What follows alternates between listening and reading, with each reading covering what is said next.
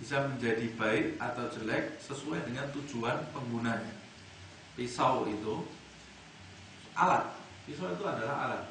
Pisau ini bisa menjadi wajib digunakan ketika ada panggilan jihad. Pisau ini bisa menjadi sunnah digunakan ketika untuk menyembelih kurban. Pisau ini bisa digunakan menjadi makruh hukumnya ketika untuk memotong bawang. Pisau ini juga bisa menjadi haram hukumnya jika digunakan untuk membunuh orang atau mengancam orang. Pisau ini hukumnya juga bisa menjadi mubah ketika digunakan untuk memasak. Jadi alat itu hukumnya sesuai dengan tujuan penggunanya. Begitu pula perbuatan mubah.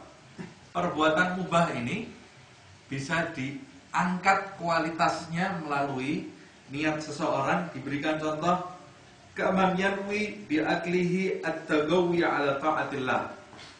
Seperti orang yang makan. Makan ini perbuatan mubah. Makan pagi, perbuatan mubah. Tidak ada perintah langsung di dalam ayat wajib makan pagi misalnya, atau wajib makan malam, tidak ada di dalam ayat. Atau tidak ada larangan atau ancaman di dalam ayat barang siapa yang tidak makan pagi akan mendapat dosa, tidak ada juga. Karena itu dia merupakan perbuatan mubah. Tapi ketika perbuatan mubah ini dilandasi niat yang baik, seperti kata Imam Abdullah bin Al-Wahhad, orang yang makan niat dengan makannya ini untuk menguatkan badannya agar dia bisa beramal taat di hadapan Allah Subhanahu wa taala, maka makan yang dia rasakan ini berbeda dengan makan orang lain yang tanpa niat. Setiap butiran nasi yang masuk ke dalam perutnya ini nilainya menjadi pahala di sisi Allah Subhanahu wa ta'ala melalui niatnya yang baik tadi, melalui niatnya yang benar-benar tadi. Butir nasi tadi yang masuk ke dalam mulutnya ini berubah menjadi pahala di sisi Allah Subhanahu wa ta'ala. Atau kaman wa bi ityanihi alihi at-tasabbub fi husuli walad ya'budullah. Atau orang yang mendekati istrinya.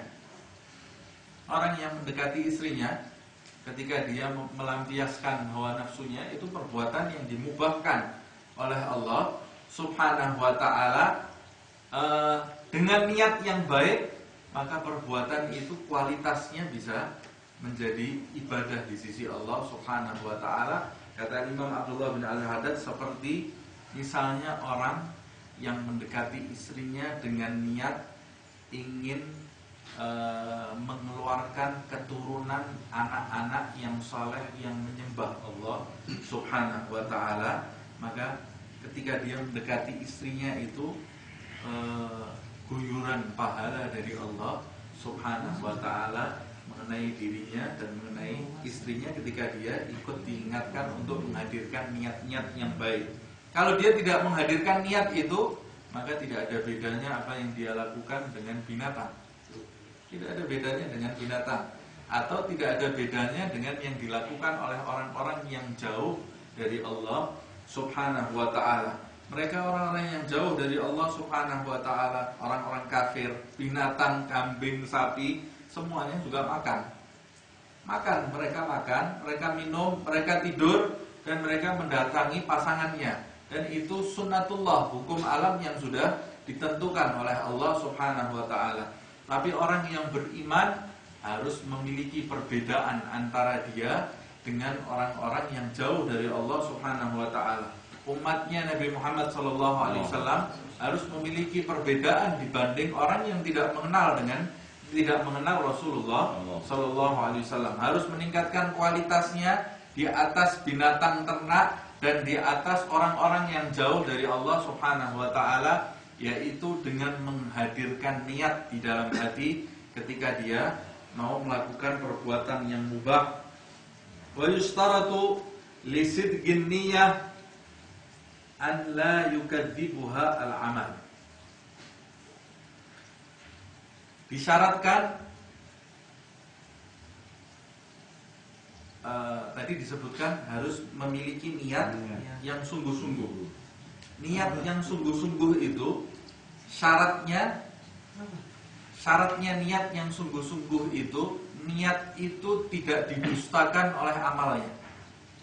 Tidak didustakan oleh amalnya. Gimana ya? Ada orang niat melakukan sesuatu, tapi amal perbuatannya mendustakan niatnya. Contohnya, faman yatlubul ilm, maka seperti orang yang mau menuntut ilmu. Wa yaz'umu anna niyatahu fi tahsilihi ay ya'mal wa yu'allim. Orang menuntut ilmu, kemudian dia mengaku bahwa proses dia dalam menuntut ilmu itu, dia memiliki niat untuk mengamalkan ilmunya dan mengajarkan ilmunya kepada orang yang tidak tahu. Orang yang menuntut ilmu, dia mengaku dirinya ini, saya menuntut ilmu dengan tujuan untuk mengamalkan ilmu saya dan mengajarkan kepada orang lain, kepada orang yang tidak tahu ilmu saya ini, kepada orang yang tidak tahu. Ini niat yang bagus. Untuk mengetahui niat dia ini termasuk niat yang sungguh-sungguh atau tidak. Sebab menuntut ilmu, kemudian jika disertai dengan niat untuk mengamalkan dan mengajarkan kepada orang lain, maka menuntut ilmunya ini kualitasnya berbeda dengan orang yang menuntut ilmu tanpa niat untuk mengamalkan. Niatnya akan lebih, yang dia dapat lebih besar lagi. Tapi niatnya ini harus sungguh-sungguh. Nah, contoh atau untuk mengetahui niatnya ini sungguh-sungguh atau tidak, diperhatikan. Fa in lam yaf'al dzalika 'inda tamakkun minhu fa niyyatuhu ghairu shadiqah. Kalau dia ini tidak mewujudkan niatnya tadi untuk mengamalkan ilmu dan menularkan kepada orang yang tidak tahu, padahal dia mampu, memiliki kemungkinan untuk mengamalkan ilmu tadi dan memiliki kemungkinan, kesempatan untuk mengajarkan ilmunya kepada orang yang tidak tahu, tapi dia malas, tidak mewujudkan niatnya, maka niatnya tadi termasuk bukan niat yang sungguh-sungguh. Bukan termasuk niat yang sungguh-sungguh. Wa kaman yatlubud dunya wa yaz'am annahu innama yatlubuhu li ajli al-istighna 'anil nas wat tasadduq 'alal muhtajin wa silatul aqrabin. Sama pula contohnya dengan orang yang mencari dunia, mencari nafkah, mencari uang, mencari harta. Kemudian dia mengaku, saya ini mencari uang ini tujuan saya agar supaya saya ini tidak menjadi peminta-minta, istighna anin nas, supaya saya bisa mencukupi diri saya sendiri, tidak meminta-minta. Karena meminta-minta ini hukumnya dosa di dalam Islam. Orang yang mampu bekerja mencari nafkah kemudian dia meminta-minta berdosa di dalam Islam.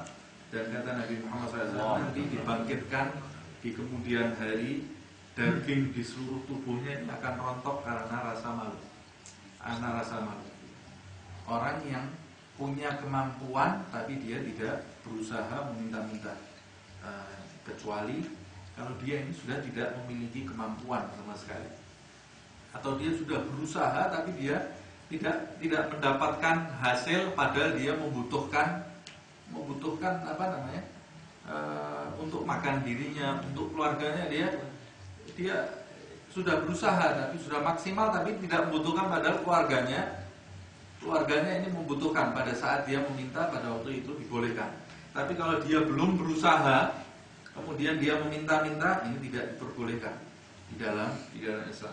Bahkan orang yang berharga disebut di dalam Al-Qur'anul Karim, la yas'alunan nas ilhafa, orang-orang yang menyimpan kondisi dirinya sehingga orang lain merasa dia ini orang kaya, padahal dia orang yang butuh. Orang yang seperti ini dipuji oleh Allah Subhanahu wa ta'ala di dalam surat Al-Baqarah. Dan orang kaya yang memberi orang yang tidak meminta-minta padahal dia butuh, itu fadilahnya sangat besar sekali di sisi Allah Subhanahu wa ta'ala. Namun permasalahan permasalahannya kata Imam Ghazali, orang zaman dulu itu, para salaf kita kata Imam Ghazali, itu yang keluar di jalan orang-orang kayanya. Orang kayanya pegang uang banyak tapi dia takut karena di dalam hartanya ini ada hak orang-orang yang tidak mampu. Jadi yang di jalan ini bukan orang miskin, tapi yang di jalan ini orang kaya. Jadi kalau zaman sekarang mungkin yang di lampu merah itu orang-orang kayanya, bukan orang-orang miskin. Orang-orang kayanya takut terhadap hartanya. Orang-orang miskinnya, orang-orang yang aziz, punya harga diri, tidak ada yang di luar, semua di dalam rumah. Jadi yang keluar masuk ke rumah orang itu orang kayanya, bukan orang miskinnya. Kalau Ramadan ini kan begitu berkeliaran orang-orang miskin di jalan-jalan. Nah, jadi yang salah siapa? Yang salah dua-dua. Orang miskinnya tidak punya harga diri, orang kayanya tidak tahu diri. Orang kayanya tidak tahu diri, harusnya keluar membagikan hartanya. Orang miskinnya tidak punya harga diri. Orang kayanya zaman sekarang mengunci pintunya rapat-rapat, orang miskinnya di luar semua di jalan-jalan. Nah, yang salah kedua-duanya, harus dibalik. Nah, orang yang mencari harta kemudian mengaku dirinya bahwa saya mencari harta ini supaya saya ini bisa mencukupi diri saya, keluarga saya. Kemudian saya niat dengan mencari harta ini untuk bersedekah kepada orang-orang yang membutuhkan dan menyambung tali kerabat, menyambung tali silaturahmi terhadap kerabat yang ada di sekitar saya. Nah, orang yang mengaku dirinya dalam mencari harta dengan niat seperti ini, dilihat terlebih dahulu niatnya ini niat sungguh-sungguh atau tidak. Fa in lam yaf'al dzalika, kalau dia tidak melakukan hal itu, kalau dia tidak melakukan hal itu indal qudrah, padahal dia mampu melakukan. Dia mencari hartanya dan dia sudah mendapatkan harta itu dan dia mampu untuk tidak meminta-minta terhadap orang lain. Dia mampu untuk bersedekah kepada orang yang miskin. Dia mampu menyambung tali silaturahmi, tapi dia tidak melakukan itu. Kalau dia tidak melakukan itu, maka niatnya tadi sama sekali tidak dinilai di sisi Allah Subhanahu wa ta'ala, karena itu tergolong niat yang tidak sungguh-sungguh. Fa in lam yaf'al dzalika indal qudrah alaihi fala athar li niyyatihi, maka niatnya itu tidak berdampak sama sekali, tidak menambah pahala sama sekali di sisi Allah Subhanahu wa ta'ala. Jadi niat yang berdampak di sisi Allah Subhanahu wa ta'ala adalah niat yang dilandasi dengan kesungguhan. Wa niyyah la tu'athir fil ma'asi syai'an. Tapi harus diketahui, niat ini tidak pula berdampak di perbuatan maksiat. Tadi kita bahas bahwa niat itu berpengaruh terhadap amal. Berpengaruh terhadap amal. Kemudian kita bahas juga niat yang berpengaruh terhadap amal seseorang ini niat yang sungguh-sungguh. Kalau niat yang tidak sungguh-sungguh tidak berpengaruh. Taunya bersungguh-sungguh, taunya ketika dia mendapatkan apa yang dia niatkan, dia wujudkan. Itu namanya bersungguh-sungguh. Kalau tidak dia wujudkan padahal dia mampu wujudkan, niatnya tidak sungguh-sungguh dan tidak mendapat hasil di sisi Allah. Ini yang tidak mendapat hasil di sisi Allah. Niat ini juga tidak ada hasilnya jika dimunculkan di amal perbuatan maksiat. Amal perbuatan maksiat. Jadi niat baik dalam perbuatan maksiat itu tidak ada. Tidak bisa. Tidak ada dampaknya sama sekali niat baik ini. Walaupun sungguh-sungguh. Walaupun dia sungguh-sungguh. Beda dengan niat yang perbuatan yang baik. Perbuatan yang baik kalau sungguh-sungguh diwujudkan oleh Allah Subhanahu wa ta'ala. Kalau tidak sungguh-sungguh tidak diwujudkan. Kalau di perbuatan maksiat, walaupun dia wujudkan, dia sungguh-sungguh, niat itu tidak berdampak apa-apa di sisi Allah Subhanahu wa ta'ala. Kama anna tadhir la athar lahu fi najasil ain. Sama seperti orang yang mau menyucikan diri padahal dia berdiam di najis, di satu tempat najis. Dia duduk di kotoran, kemudian dia pakai sabun. dia gosok pakai sabun, dia ambil parfum, dia semprotkan parfum tadi, padahal dia duduk di kotoran, maka sabun tadi tidak akan bermanfaat bagi dirinya, parfum tadi juga tidak akan bermanfaat bagi dirinya. Sama seperti itu orang yang berniat baik pada perbuatan maksiat. Faman wafaqa insanan ala ghibah, mathalan ala ghibati muslim, misalnya orang yang duduk, misalnya ada seseorang mendapati orang yang menggunjing orang Islam, wada'a annahu yaksud bidzalika idkhalis surur ala qalbihi. Kita bertemu dengan seseorang, orang itu menggunjing seseorang, kemudian kita tidak beranjak dari tempat duduk kita, maksud niatnya di dalam hati kita, saya ingin membahagiakan orang ini, karena saya tetap duduk bersama dia, idkhalus surur. Sebab kalau saya bangkit, dia akan kecil hati. Jadi saya tetap duduk di sini mendengarkan gunjingan dia ini untuk menggembirakan dia. Saya tidak mau riba, saya tidak mau. Tapi niat saya duduk ini di sini supaya memasukkan kebahagiaan ke dalam hati orang ini. Kata Imam Abdullah bin Al-Haddad, fahuwa ahadul mughtabin. Dia walaupun niatnya mau memasukkan kebahagiaan di dalam hati orang yang sedang menggunjing itu, maka dia termasuk salah satu penggunjing walaupun dia sebagai pendengar, dan niatnya tadi tidak bermanfaat sama sekali, sebab dia niat baik di dalam suatu perbuatan yang jelek, tidak bermanfaat sama sekali. Nah, apa yang harus saya lakukan ketika saya duduk dengan seseorang yang menggunjing? Yang harus dilakukan adalah berusaha merubah pembicaraan. Kalau tidak mampu, bangkit dari situ, menjauh dari ucapan orang tadi. Sebab kalau tidak, saya termasuk orang yang menggunjing, dan menggunjing orang di bulan Ramadan, kata Nabi Muhammad SAW, termasuk salah satu penggugur fadilah Ramadan. Menggunjing bisa jadi puasanya ini sah secara syar'i, tapi pahalanya hilang sebab dia menggunjing seseorang, seperti yang disebutkan di dalam hadis khamsun yuftirna shaim, ada 5 yang menggugurkan fadilah puasa seseorang.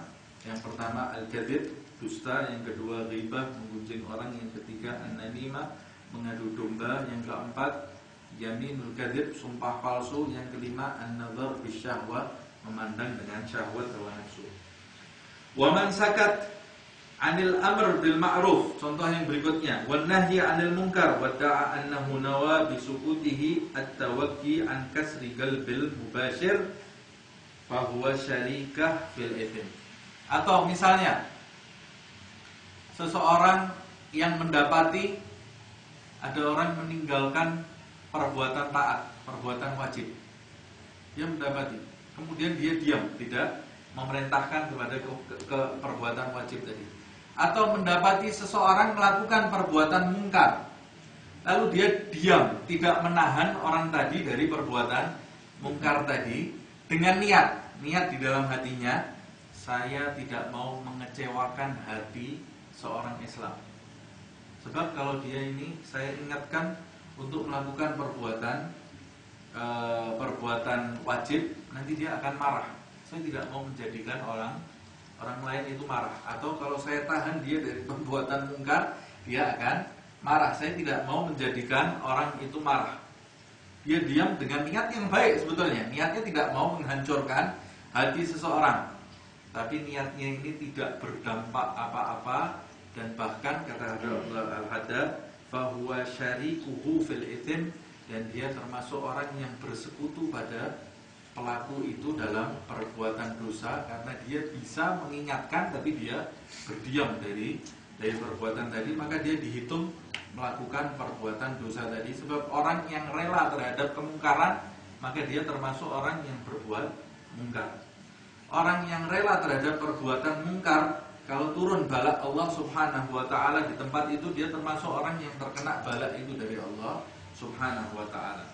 Paling tidak, kata Nabi Muhammad SAW, yang paling tidak, paling rendah sekali adalah mengingkarinya dengan hati, fahuwa ad'aful iman. Kata Rasulullah SAW, itu selemah-lemahnya iman.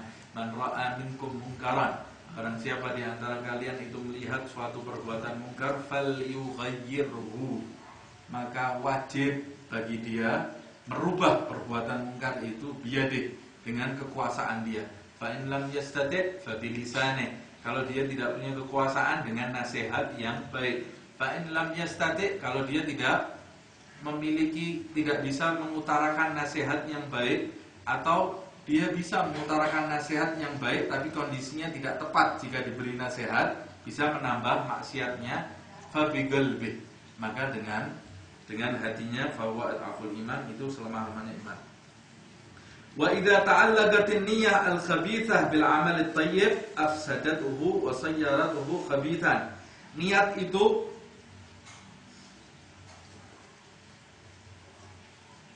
niat yang baik tidak bisa merubah perbuatan maksiat. Tidak bisa merubah perbuatan maksiat. Niat yang jelek bisa merubah perbuatan baik. Paham? Kalau kita berbuat maksiat, kemudian kita niat yang baik-baik, perbuatan maksiat itu tetap maksiat, tidak bisa berubah sama sekali. Kalau kita melakukan perbuatan baik, kebalikannya, kita melakukan perbuatan yang baik tapi dilandasi dengan niat yang jelek, maka perbuatan baik tadi bisa berubah menjadi jelek. Orang yang mandi padahal dia tinggal di kotoran, maka dia tidak akan pernah bersih selama-lamanya. Tapi orang yang bersih kemudian dia terkena kotoran, maka kotoran itu akan berdampak pada kesucian dia tadi, bisa berubah kesucian tadi. Nah, wa yanwi bidzalika tahsil kaman ya'mal as-salihat, seperti orang yang berniat, seperti orang yang beramal, melakukan amal soleh, tetapi berniat di dalam amal solehnya itu untuk mencari ketenaran, atau mencari uang. Na'udzubillah min dzalik, ada orang berbuat baik untuk mengumpulkan uang. Nah, perbuatan niat dia tadi untuk mengumpulkan uang tadi bisa merusak perbuatan amal baiknya. Dia tidak mendapat apa-apa di sisi Allah Subhanahu wa ta'ala sama sekali. Yang dia dapatkan cuma uang itu. Atau orang berbuat baik dengan niat di dalam hatinya untuk mencapai ketenaran, supaya orang menyanjung dia, supaya dia ini menjadi terkenal, menjadi tenar dan memiliki pengikut yang banyak. Dia sama sekali tidak akan mendapatkan apa-apa dari Allah Subhanahu wa ta'ala, walaupun secara lahiriah dia ini termasuk orang yang melakukan amal baik. Secara lahiriahnya dia termasuk orang yang melakukan amal baik, sedekahnya sana sini, ilmunya luar biasa, prajuritnya, pengikutnya ini ribuan misalnya. Tapi manusia ini, satu manusia ini yang tahu kebaikannya atau tidak hanyalah Allah Subhanahu wa ta'ala, dan dirinya sesuai dengan apa yang dia niatkan. Nah, kita belajar ini tidak untuk berprasangka buruk terhadap orang lain, tapi kita belajar niat ini untuk berprasangka buruk terhadap diri kita. Jangan sampai kita ini tergolong orang yang beramal untuk mencari sesuatu yang bukan untuk Allah Subhanahu wa ta'ala, bukan untuk mengharapkan ridha Allah Subhanahu wa ta'ala, seperti yang disebutkan di dalam sebuah hadis yang disampaikan oleh Mu'adz bin Jabal, kalau tidak salah disebutkan di dalam kitab Bidayatul Hidayah, ketika salah satu tabi'in bertanya kepada Mu'adz bin Jabal, wahai Mu'adz, sampaikan salah satu hadis yang kau dengar dari Nabi Muhammad SAW. Mu'adz ini tiba-tiba teringat salah satu hadis yang disampaikan, yang dia dengar dari Nabi Muhammad SAW. lalu menjadikan wajahnya ini pucat pasi, kemudian pingsan. Ini orang mau belajar, ini gurunya malah pingsan ya, teman. Kemudian ketika siuman dari pingsannya, kata Mu'adz bin Jabal, "Kau masih mau mendengar hadis dari Rasul?" "Iya." Kemudian diam Mu'adz ini, pingsan untuk kedua kalinya. Ini mau mengutarakan hadis ini sampai pingsan. Kemudian setelah siuman, Mu'adz ini berkata, "Sesungguhnya aku mendengar Rasulullah SAW bersabda, diangkat amal seseorang ini bermacam-macam. Ada amal seseorang yang diangkat oleh malaikat Allah Subhanahu wa ta'ala sampai di langit pertama, dijaga oleh satu malaikat sampai di langit pertama." Kata malaikat yang menjaga langit di pintu pertama itu, "Lemparkan amal ini di wajah pelakunya, sebab dia melakukan amal ini karena A, karena perbuatan A." Saya lupa konteks hadisnya secara detail. Kemudian sampai amal yang kedua naik di langit kedua, dilemparkan sampai langit ketiga, keempat, kelima. Ini belum ada yang sampai ke Allah Subhanahu wa ta'ala. Sampai ada salah satu amal, kata Rasulullah SAW, yang lolos di langit pertama, lolos di langit kedua, ketiga, keempat, kelima, keenam, ketujuh, sampai dihaturkan kehadirat Allah Subhanahu wa ta'ala. Amal ini diantar oleh ribuan malaikat Allah Subhanahu wa ta'ala dengan cahaya yang luar biasa. Kata Rasulullah SAW, Allah mewahyukan kepada para malaikat ini, "Lemparkan amal ini ke wajah pelakunya, sebab aku mengetahui niat di dalam hatinya. Dia beramal tidak untukku, tapi untuk selainku," kata Allah Subhanahu wa ta'ala. Ini pentingnya niat. Orang yang memperhatikan niat akan meningkat kualitasnya, terus menjadi orang-orang yang ikhlas di hadapan Allah Subhanahu wa ta'ala. Fajtahid ya akhi an takuna niyatuka fi ta'atika maqsurah ala ibtigha wajhillahi ta'ala. Maka berusahalah dengan sungguh-sungguh wahai saudaraku, kata Imam Abdullah bin Ali Al-Haddad, agar niatmu di dalam melakukan amal taat ini cukup dibatasi ingin mengharapkan ridha Allah Subhanahu wa ta'ala. Wanwi bima tata'atahu minal mubahat al-isti'anah ala ta'atillah ta'ala, dan niatkan atas segala kenikmatan yang diberikan Allah Subhanahu wa ta'ala ke dalam dirimu dari kenikmatan yang mubah itu, untuk meningkatkan amal taat kamu di sisi Allah Subhanahu wa ta'ala. Wa'alam annahu yatasawwar ayyastami' fil amal wahid niyat katsira. Ketahuilah, sesungguhnya memungkinkan di dalam satu amal perbuatan itu dilandasi dengan beberapa niat yang banyak. Satu amal perbuatan tapi dilandasi niat yang banyak. Amal wahid niat katsira wa yakunu lil 'amil bi kulli niyyah minha thawab tam. Dan bagi pelaku amal perbuatan tadi yang memiliki niat banyak ini, bagi pelaku amal perbuatan tadi yang berniat banyak tadi, mendapat pahala dari Allah dari setiap niat yang dia haturkan kehadirat Allah Subhanahu wa ta'ala, sesuai dengan hadis Rasulullah, wa innama likulli imri'in ma nawa. Bagi setiap orang mendapat sesuai dengan apa yang dia niatkan.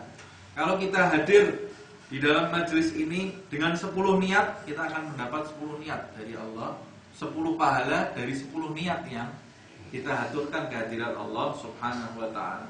Kalau kita hadir dengan 11 niat, 11 niat dari Allah Subhanahu wa ta'ala. Misalnya minat ta'at, dari perbuatan taat, ayyanwi bi qiraatil Qur'an. Orang yang membaca Al-Qur'anul Karim, membaca Al-Qur'an dapat pahala dari Allah Subhanahu wa ta'ala. Tapi dia membaca Al-Qur'an dilandasi dengan niat, bukan sekedar pahala, tapi ada pahala dari niatnya. Niatnya apa? Munajatullah ta'ala, bermunajat kepada Allah Subhanahu wa ta'ala. berdialog, maksudnya berdialog dengan Allah Subhanahu wa ta'ala. Fa innal qari munaji rabbih. Sesungguhnya orang yang membaca Al-Quran itu sedang bermunajat, sedang berdialog dengan Allah Subhanahu wa ta'ala. Berdialog dengan Allah artinya menjadi teman duduk Allah Subhanahu wa ta'ala. Padahal orang ini sesuai dengan teman duduknya, ya. Apa itu, ada pepatah Arab? Anta Muhammad. Bukan. Jadi Manjalis Danis. Orang yang duduk di dalam suatu kaum, maka dia mendapat dampak dari teman duduknya tadi.